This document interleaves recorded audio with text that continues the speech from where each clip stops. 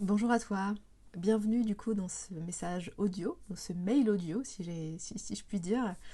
Comme je t'expliquais dans mon premier mail de bienvenue, l'idée est de pouvoir chaque semaine, en tout cas au moins chaque semaine, de pouvoir te faire un mail, ce qu'on appelle une newsletter, mais moi j'ai plutôt envie d'innover et faire quelque chose qui me parle plus, qui est plus aligné avec moi-même, à savoir te parler de vive voix. Donc là aujourd'hui c'est une audio, peut-être que la prochaine fois ça sera à l'écrit ou une vidéo. Ça sera vraiment au feeling et au fur et à mesure voilà, de mes envies et de comment j'aurais envie de te le partager. Donc aujourd'hui c'est une audio. Je vais essayer vraiment de faire court parce que comme je te disais dans le mail du jour, je sais que ton temps est précieux, donc vraiment merci de prendre ce temps pour m'écouter. Euh, je sais qu'on est voilà, très pris par les différents réseaux, les différentes vidéos, les bouquins, les podcasts. Il y a tellement de choses maintenant libres d'accès que je pense qu'on n'a pas le temps de toute une journée pour écouter et faire tout ce qu'on a envie de faire. Donc je vais essayer vraiment d'aller à l'essentiel. Mais en tout cas, ça me tient à cœur de pouvoir te parler aujourd'hui de vive voix, donc de mon histoire. Euh, je me permettrai de temps en temps, pour te prévenir, de prendre une petite gorgée d'eau parce que voilà, quand on parle, c'est bien aussi de pouvoir s'hydrater. Donc là, je le fais justement.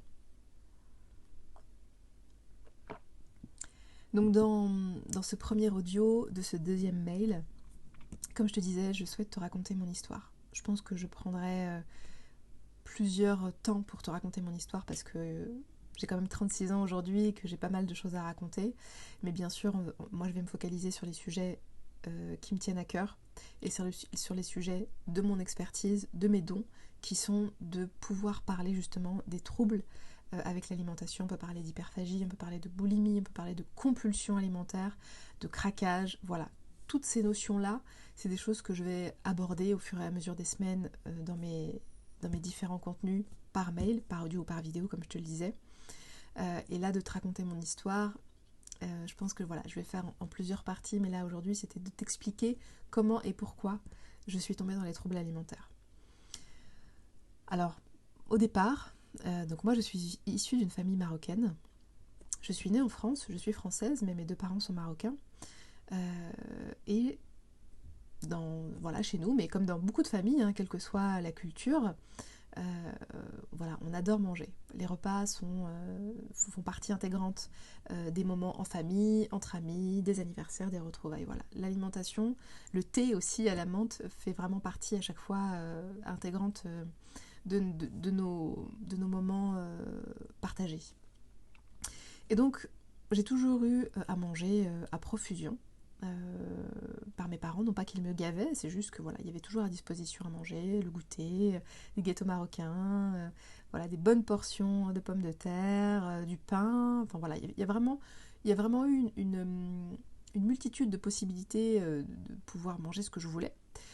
Et très vite, j'ai eu une appétence quand même pour le sucré, parce que aussi, voilà, c'est une culture où on mange quand même beaucoup de sucré. Et moi, j'ai toujours été très gourmande, je le suis encore d'ailleurs.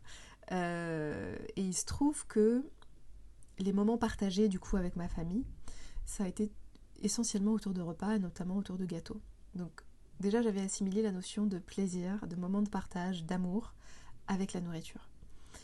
Et il se trouve que j'ai vraiment eu différentes blessures. Je pense que peut-être si vous connaissez le livre de Lise Bourbeau sur les blessures de l'âme, cela vous fera écho. Si vous ne connaissez pas ce livre, je vous invite à le lire. Il y a des éléments très intéressants dans son livre. Où du coup, voilà, moi j'ai vécu différentes blessures. D'ailleurs, on passe tous par différentes blessures pendant notre enfance, adolescence, même à l'âge adulte. Hein.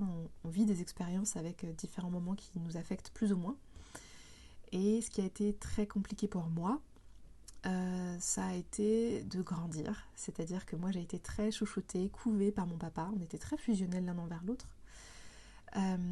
Et à l'âge de 7 ans, mon petit frère est né. Alors pas aîné, mais mon petit frère est né. Ma mère a donné naissance à mon petit frère. Et j'avais 7 ans. Et je vous avoue que j'ai pas du tout été très contente de sa venue.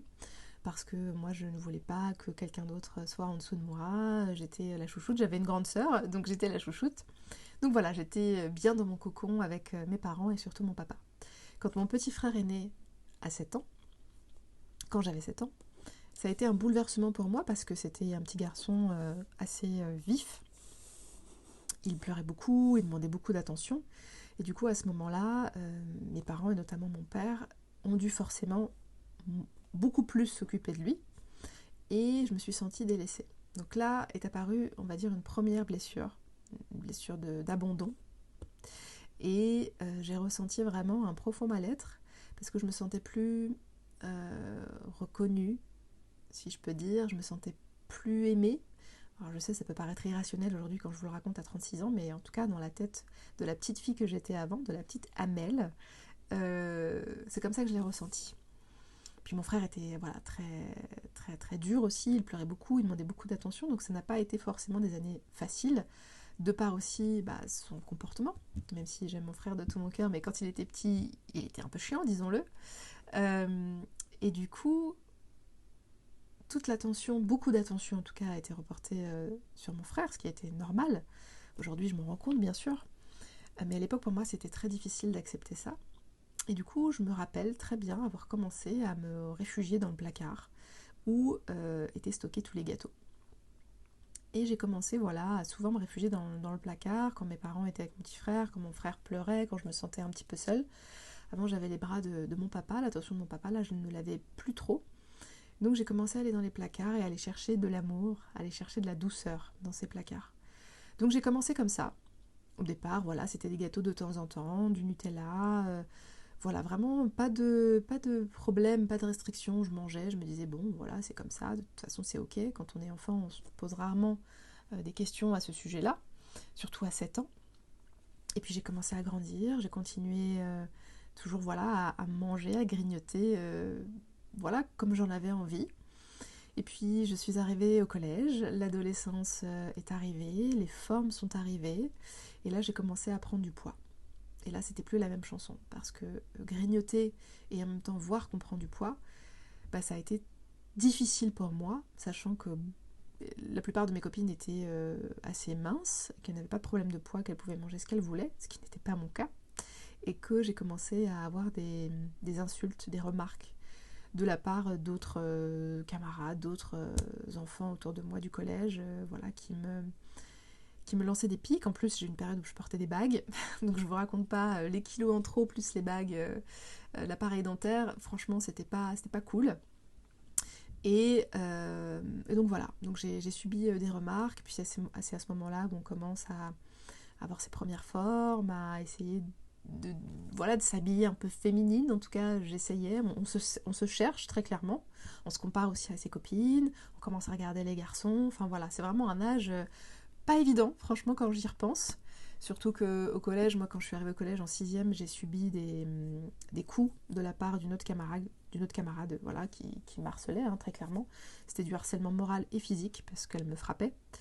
Donc cette souffrance, de fait de ce harcèlement par cette fille dont je ne parlais pas à mes parents, parce que voilà, j'avais honte et que je me suis dit, bon, ils ont assez de problèmes comme ça, je vais pas les embêter avec les miens. Donc voilà, je portais cette douloureuse histoire d'harcèlement avec moi-même. Plus en parallèle, les remarques de mes camarades, comme je vous disais, les kilos, les bagues. Et là, en fait, j'ai vraiment vécu un profond mal-être. Je ne pouvais parler à personne de ça, ni à mes parents, ni à mes copines. Et à ce moment-là, j'ai commencé à me dire, ok, en fait, c'est compliqué parce que moi, en fait, j'adore manger, je suis très gourmande. Et en même temps, j'ai envie de perdre du poids. Donc j'ai commencé un régime au départ. J'ai essayé de me calquer sur ma maman, parce que ma maman, du coup, avait pris quelques kilos de sa grossesse. Et du coup, elle avait entamé un rééquilibrage alimentaire, un régime. Et moi, j'ai voulu un peu faire comme elle. Je me suis dit, bon, je vais copier un peu ma mère. Si elle veut perdre du poids, je vais essayer de perdre du poids avec elle et manger comme elle. Donc j'ai essayé pendant un temps, sauf que moi je me suis vite aperçue que manger de la salade, des pommes et des yaourts, c'était pas forcément ce qui me rassasiait ou ce qui me faisait plaisir. Donc j'y suis arrivée pendant un temps. Quand on démarre un régime, c'est facile, et puis au fur et à mesure du temps, ça devient plus difficile. Ça sera l'objet d'un autre audio, je pense.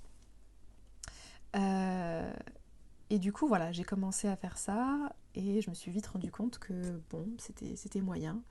Et donc bref, j'arrêtais ce régime et je recommençais à manger normalement. Et puis je me rendais compte que je prenais toujours du poids, ou en tout cas je ne perdais pas, donc je me sentais de plus en plus mal.